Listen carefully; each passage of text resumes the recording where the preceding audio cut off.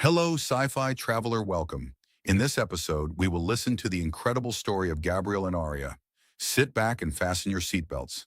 Sci-fi traveler is about to begin. Enjoy the show. The shuttle set Gabriel down on Tesseract the way you drop a coin into a tin cup.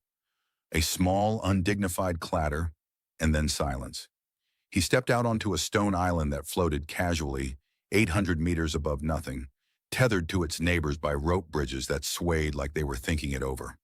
The commander met him with a datapad and the expression of a man handing off a problem. "Your instructions," he said, and the pad displayed a single line. "Survey the Eastern Isles. Don't die." "And your guide?"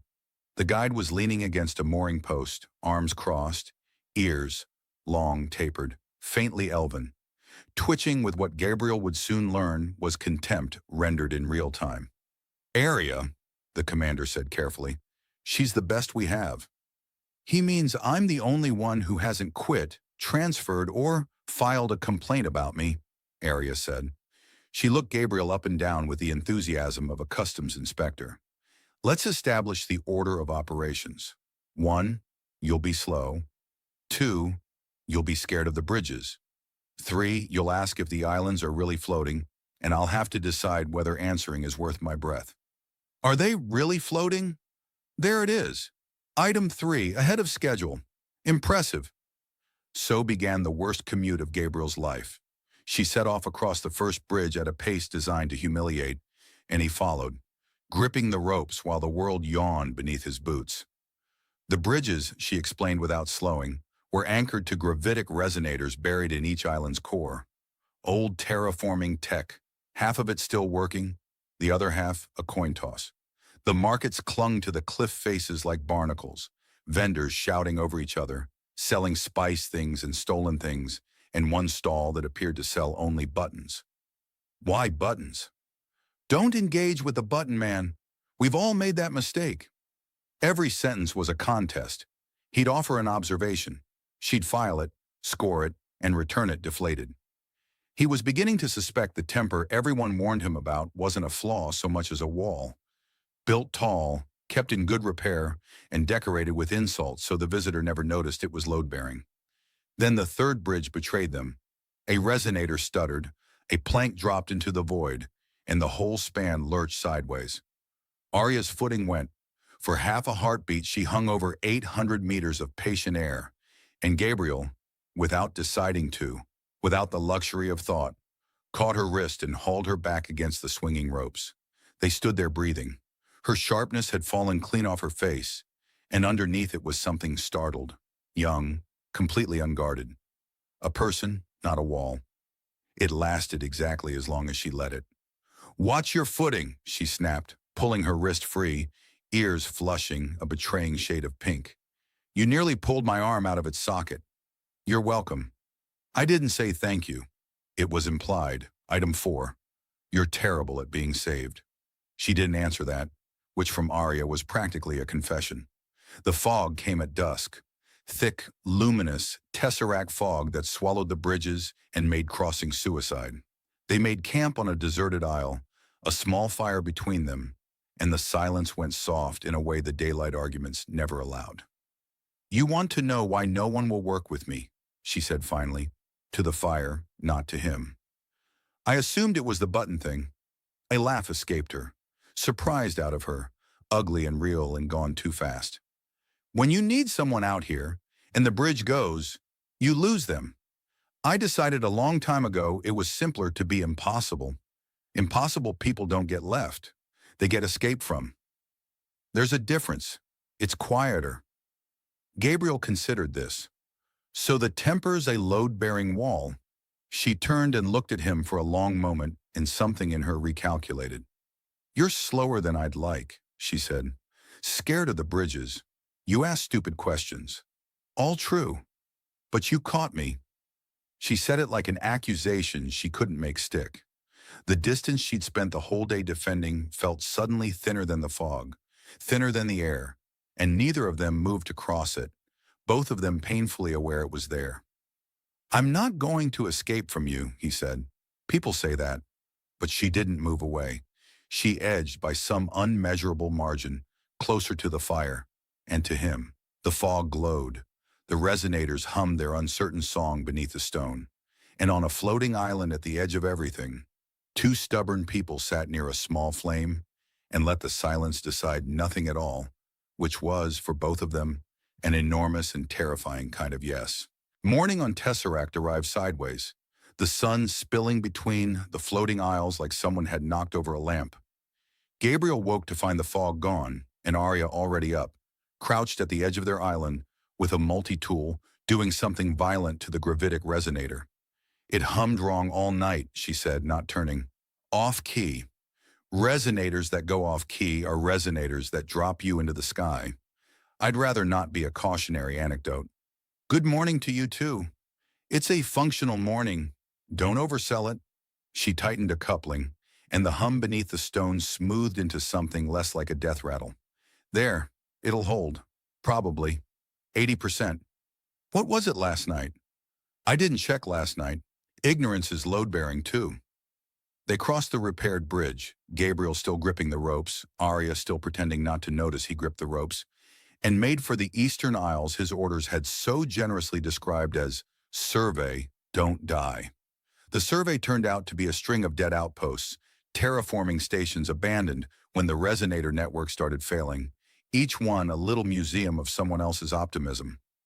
Rusted seed drones, a greenhouse with one stubborn vine still alive, fed by a leaking irrigation pipe nobody had told to stop. People lived here, Gabriel said. People tried to live here. There's a difference, and it's usually fatal. But she said it gentler than yesterday, and her hand brushed the doorframe of the greenhouse on the way out, the way you touch something you're sorry about. At the third station, they found the thing his orders had not mentioned, a communications array, half buried, its dish cracked but its core still pulsing with a faint, stubborn green light. Arya went very still. That's a beacon, she said. Live one. Someone reactivated it recently. Is that bad?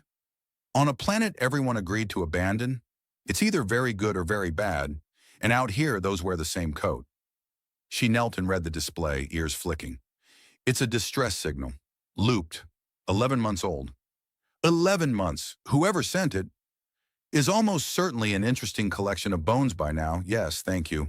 I'd done that math. She rubbed her face. But the loop's been maintained. Someone's kept it powered. You don't power a dead man's beacon for 11 months unless he isn't dead. She looked at him with that recalculating expression he was beginning to collect like rare coins. You're slow on bridges and fast on the things that matter. It's deeply annoying. I'll add it to my resume. The signal traced to an aisle 2 bridges east, and the second bridge was the worst he'd seen. Half its planks gone, the ropes frayed to philosophy. Arya tested it, swore in a language the translator politely declined to render, and went first anyway. If I fall, she called over her shoulder, do the wrist thing again. It's undignified but effective. So it was a thank you. It was a performance review. Keep moving. They reached the far aisle, and there, in the shell of a survival pod, they found him. Gaunt, sun-cracked, gloriously alive, blinking at them like they were a hallucination he'd already filed a complaint about. A surveyor named Lucas, stranded since the network failed, kept breathing by the same leaking irrigation lines and a will to live that bordered on rude. Took you long enough, Lucas rasped. He's been alone 11 months, Arya muttered, and the first thing he does is criticize the response time. I like him. They got water into him, then sense, then the story. Failed resonator, no shuttle, a beacon kept alive on scavenged cells 1 heartbeat at a time. And Gabriel watched Arya work, fast and sure and unguarded, and understood that the woman who decided being impossible was safer than being left was, at this exact moment, refusing to leave someone behind. You hauled me back from a drop yesterday and pretended it was nothing, he said quietly while Lucas dozed. You've been pretending you don't do this. The wall's a bad liar. She didn't snap. That was new.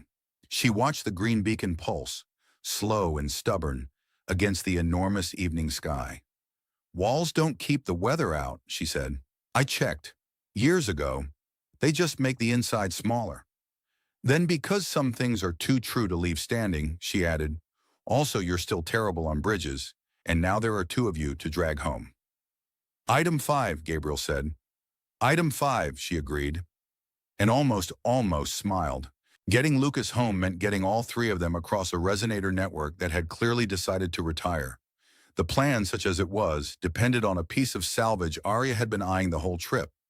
A mothballed grav sled in the second dead station, the kind of single-passenger lift used to ferry seed drones between aisles before the network gave up. It seats one, Gabriel pointed out. It seats one comfortably, Arya corrected, dragging a tarp off the thing. Comfort is a luxury and we are fresh out. It'll take Lucas. We walk. And if the resonators drop while we're on the bridges, then we'll have an exciting conversation on the way down. She caught his look. Relax. I rerouted the array's power into a portable coil. I can feed the resonators ahead of us. Wake each one up just before we cross. Let it sleep after. Like tiptoeing across a room full of dogs. You can do that? I can do that for about 40 minutes before the coil overheats and becomes a small, disappointing sun. So we won't dawdle. She paused. You especially. On the bridges, which you are bad at, in case the past 2 days were too subtle. Lucas, strapped into the grav sled and looking marginally less like a strip of dried leather, raised a weak hand. He's really that bad? You have no idea. He grips the ropes. Like this. She did an impression, knuckles white, eyes wide, the silent prayer of a man who has just remembered he is mortal. It was, Gabriel had to admit, devastatingly accurate. That's slander, he said. It's documentation. They set out, the coil humming on Arya's back, the grav sled gliding ahead with Lucas aboard like minor royalty. And it worked, for a while. She'd raise a hand, the resonator ahead would brighten, the bridge would steady, and they'd cross while the one behind sank back into silence, tiptoeing across the sleeping dogs. Gabriel found to his surprise that he was gripping the ropes less. Not because the drop had gotten smaller, but because she kept glancing back to check he was still there. And somehow that was sturdier than rope. Then the coil hit 38 minutes and announced its retirement plan with a smell like burning regret. That's the small, disappointing sun, Arya said very calmly, which was how he knew it was bad. 2 bridges left. Coil's done after this one. Last crossing we do cold. Cold meaning we cross a bridge whose resonator might be awake, might be asleep, might be composing poetry. We won't know until we're on it. She shoved the grav sled with Lucas across the second-to-last span, fed the resonator its final gulp of power, and the coil died in her hands with a sad little tick. Right. Lucas is over. He's safe. Your turn, and then mine. Together, Gabriel said. It's a frayed bridge over 800 meters, and you want to double the weight? Together, he said again, and held out his hand. Or I grip the ropes the whole way, and you have to watch. She stared at him, then at his hand, then at the bridge, the sky, the entire ungovernable situation she'd walked into 2 days ago, expecting to hate. You're using my own impatience against me, she said. That's fine. That's annoyingly competent. She took his hand. They crossed together. The resonator stayed quiet, asleep, merciful, or simply too tired to kill them. And the bridge held, swaying under 2 sets of footsteps that for once moved at the same pace. Halfway across, she wasn't pulling ahead anymore. Halfway across, she was just walking beside him, hand in his, over all that beautiful, terrible nothing. They stepped onto solid stone. Lucas, watching from the grav sled, had the decency to pretend to be asleep. Arya didn't let go of Gabriel's hand right away. She looked at it like it was a piece of salvage she hadn't decided how to classify yet. The wall, he said gently. It's still there, she said. I just left a door in it. Don't get sentimental, it's a small door, and you're still bad on bridges. But her thumb moved once, across his knuckles, an entire confession in one motion. And her ears had gone that pink he was learning to read like weather. Item 6, he said. There's no item 6. I stopped counting. When? She finally smiled. The real one. The one the whole galaxy had failed to discipline out of her. Yesterday, she admitted, somewhere over the drop. Now help me get the rude man home before he files another complaint. The outpost took Lucas back the way a body reabsorbs a held breath. Medics, blankets, someone shoving a nutrient pouch at him that he eyed with the deep suspicion of a man who'd survived 11 months on greenhouse runoff and developed standards. "This tastes like an apology," Lucas announced. "It's keeping you alive," a medic said. "Worst apology I've ever accepted." The commander found Gabriel by the mooring post, datapad in hand, expression caught somewhere between relief and the specific irritation of a man whose paperwork had just gotten complicated. "You found a survivor, on a survey route, 11 months stranded." He said it like an accusation. "Do you know how much salvage protocol I now have to file?" "You said don't die," Gabriel offered. "I exceeded expectations." "He kept someone else from dying too," Arya added, arriving with the dead coil still smoking faintly in one hand. "Try not to sprain anything writing the commendation." The commander looked at her. At the easy way she stood next to Gabriel, at the absence of the wall everyone in the service had bruised themselves against. And something in his weathered face went quiet with surprise. "Arya," he said slowly, "you didn't file a single complaint about him in 3 days. That's a personal record. That's a galactic record." "The week's young," she said, but her ears betrayed her, and the commander, mercifully, chose not to die on that hill. Later, when the noise had drained out of the day, they sat at the edge of the home aisle with their boots over the drop. The drop that no longer felt to Gabriel like a threat so much as a very large, very honest piece of scenery. The resonators hummed beneath them, in tune for once, as if even the dying network wanted to behave for the evening. "My orders are done," Gabriel said. "Survey complete. They'll reassign me. New planet, new datapad, new single line of instruction."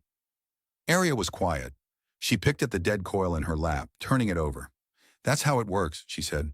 "People arrive, people get reassigned, the aisles stay, the people rotate. It's why I built the wall, I know. I was going to say the reputation, but yes, same brick." She set the coil down. "You'll go. You'll grip the ropes on some other bridge, on some other world, and there'll be no one there to do the impression, and you'll be slightly worse at everything, and you won't even know why. That's the saddest thing anyone's ever said to me. I'm a giver." He looked at her. The ears, the sharp mouth that had spent 3 days losing arguments to its own softness. The eyes that had stopped recalculating him and started, somewhere over the drop, simply keeping him. "Then I'll stay," he said. She turned. "You can't just stay. The service doesn't. Tesseract's resonator network is failing. You said it yourself. 80% probably, a coin toss. This planet needs someone who understands the tech well enough to keep it alive." He paused. "I'm requesting a posting.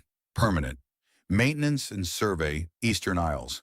There's a vacancy on account of everyone who tried it being, in your words, an interesting collection of bones.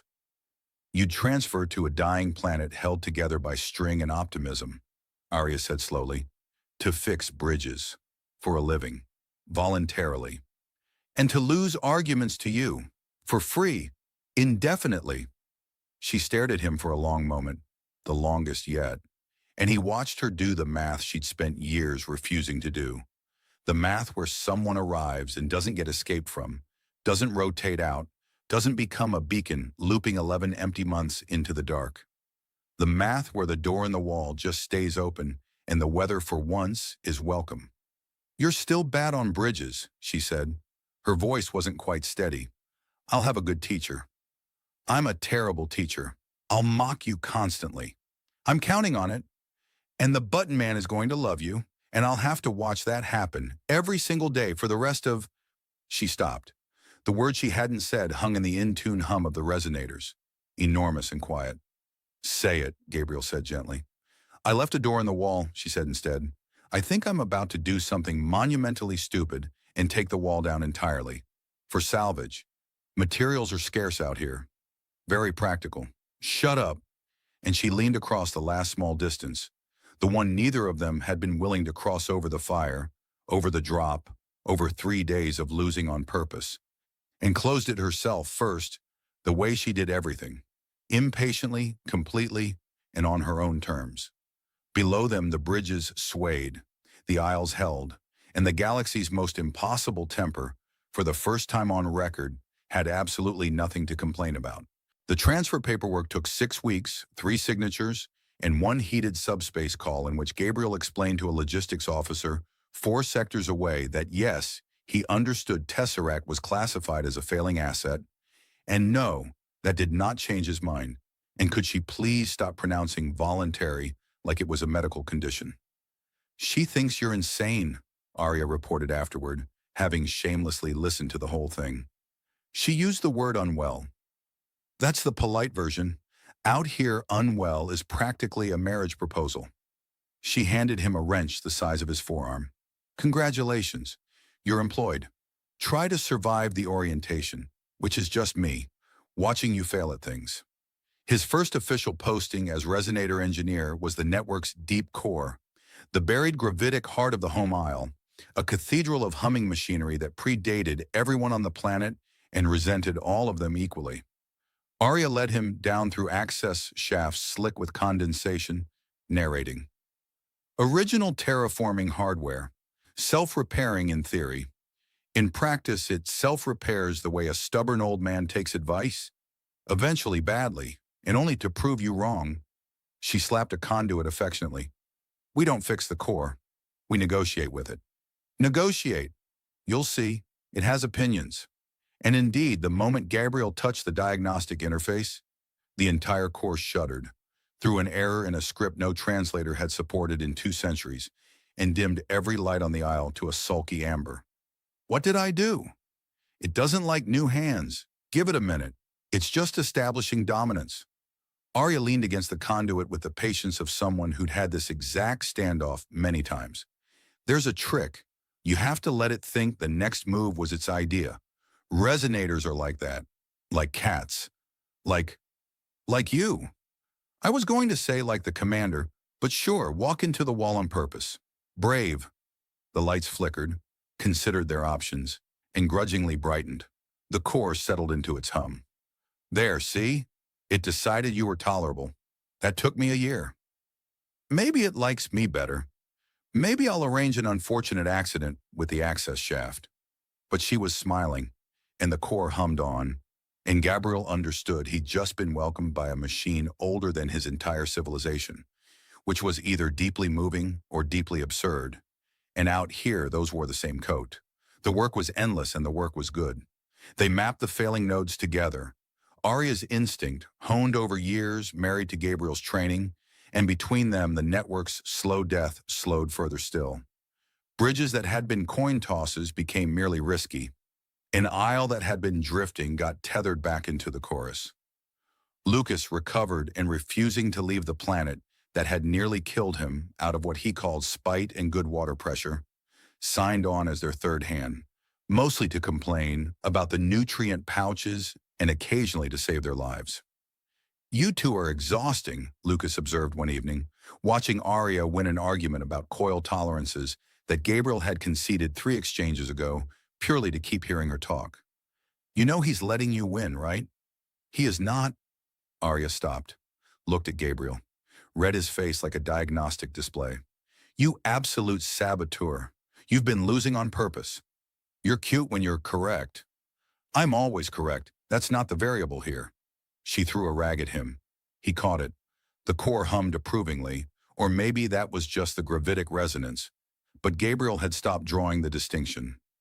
Later on their aisle, under a sky thick with unfamiliar stars, Arya laid her head against his shoulder, a thing that still, weeks in, seemed to surprise her, as if some old reflex kept expecting the wall to still be standing, and kept finding open air instead.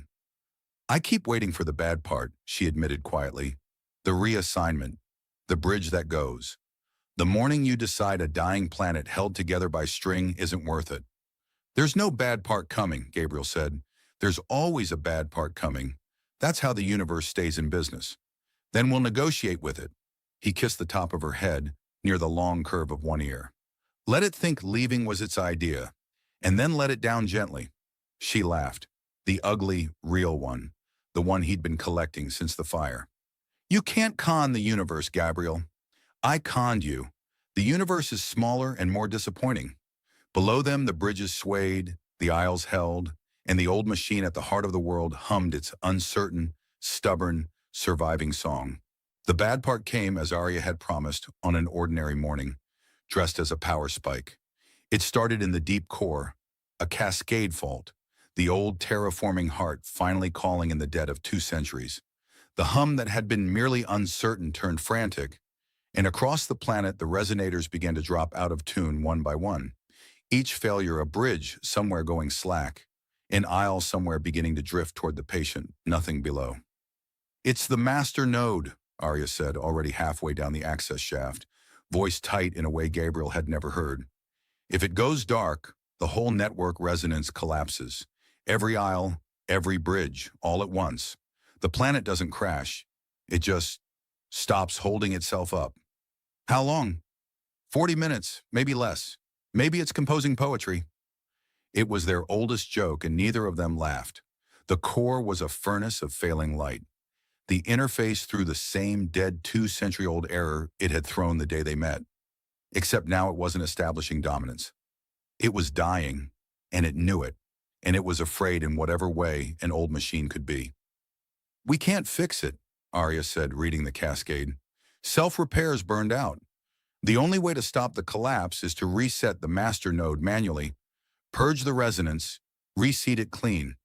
But the purge has to be triggered from inside the core chamber, and the chamber floods with raw gravitic discharge the second it cycles. Anyone in there," she stopped, "becomes an interesting collection of bones," Gabriel finished quietly. "I was going to say atoms. We've upgraded." She was already moving toward the chamber hatch, and he understood with a cold drop worse than any bridge exactly what she'd decided. "No. I've kept this network alive for 9 years, Gabriel. I know the sequence. I'm fast. I can trigger the purge and be out before the worst of it." "You can't. You said it yourself. Anyone in there." He caught her wrist. The same one, over the same kind of drop. "The wall's down, remember? You don't get to rebuild it out of me. You don't get to leave first just because leaving first is quieter." She stared at him, and he watched the years of impossible on-purpose war with the things she'd let herself become. "Then what?" she whispered. "We both stay out, and the planet falls, and Lucas falls, and we fall with it making jokes?" "We negotiate." Gabriel turned to the interface. "You said it has opinions. You said the trick is letting it think the next move was its idea."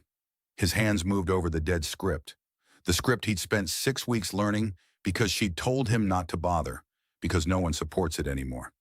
And the core, sullen and frightened, flickered. "It's self-repairing. In theory, it just needs to want to. So we don't trigger the purge from inside. We convince the core to purge itself, route the reseed sequence through the diagnostic interface, and let the machine do its own surgery. That's never worked. People tried to live here too. Difference is usually fatal." He glanced at her, and there it was. The thing 3 days on the bridges had started and 9 months had finished. The slow man who gripped the ropes had become someone who, at the edge of everything, didn't flinch. "Help me con the universe. It's smaller and more disappointing than you think." She looked at his hands on the interface. At the door in the wall standing open, with him refusing to walk back through it and leave her. And then, because some things are too true to argue with, she dropped beside him and began to work. They fed the core its own reflection. Arya coaxed the resonance, Gabriel held the dead script steady, and together they let the old machine believe that healing itself had been its plan all along. The chamber whined toward discharge, then at the last impossible second, swallowed it. The light steadied. One by one across the planet, the resonators climbed back into tune, and the bridges drew taut, and the aisles stopped their slow drift and held. The core hummed, in tune, alive, smug even. They sat on the chamber floor, shaking, intact, neither of them an interesting collection of anything. "You learned the dead script," Arya said.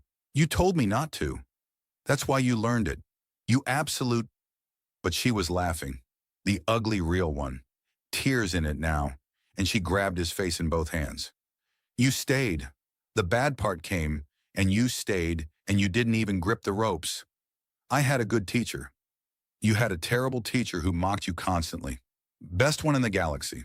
He kissed her, there on the floor of the saved world, near the long curve of her ear that had gone pink the very first day over the very first drop. Up top, Lucas's voice crackled over the comm, magnificently unbothered. Networks green, bridges holding. Also the button man's looking for Gabriel. Something about a loyalty discount. Should I be concerned? Arya pressed her forehead to Gabriel's, both of them breathing, both of them staying. Tell him, she said, we'll be up in a minute. We're not going anywhere. And on a planet of floating islands strung together by string and stubbornness and one repaired old heart, that, at last and for good, was true. Years later, when the resonator network ran clean and the bridges no longer felt like a dare, Arya would catch Gabriel sometimes at the edge of their aisle, boots over the drop he'd once feared, and she'd sit beside him without a word. They never did rebuild the wall. They'd used it for salvage after all. And out there, where everything is held up by string and stubbornness and the willingness to stay, you learn that the walls we build to keep from being left are the very things that leave us standing alone inside them. Gabriel had arrived with one line of instruction: don't die. He left with something no order could give. The knowledge that being slow on the bridges never mattered, that what mattered was whose hand you reached for over the drop, and whether, when the bad part finally came dressed as an ordinary morning, you stayed. So let me leave you over your own drop with the questions the fog rolls in carrying. What wall have you built that you've mistaken for safety? Who has reached for your wrist while you were busy insisting you didn't need catching? And if your bad part came tomorrow, dressed in its ordinary clothes, would you grip the ropes or would you stay? The aisles are still floating somewhere. The old heart is still humming. And two stubborn people are still losing arguments on purpose, because some things are worth losing for. We've reached the end of another story. If you enjoyed our story, please hit the like button, leave your thoughts in the comments below, and don't forget to subscribe to our channel. See you in the next story. Goodbye.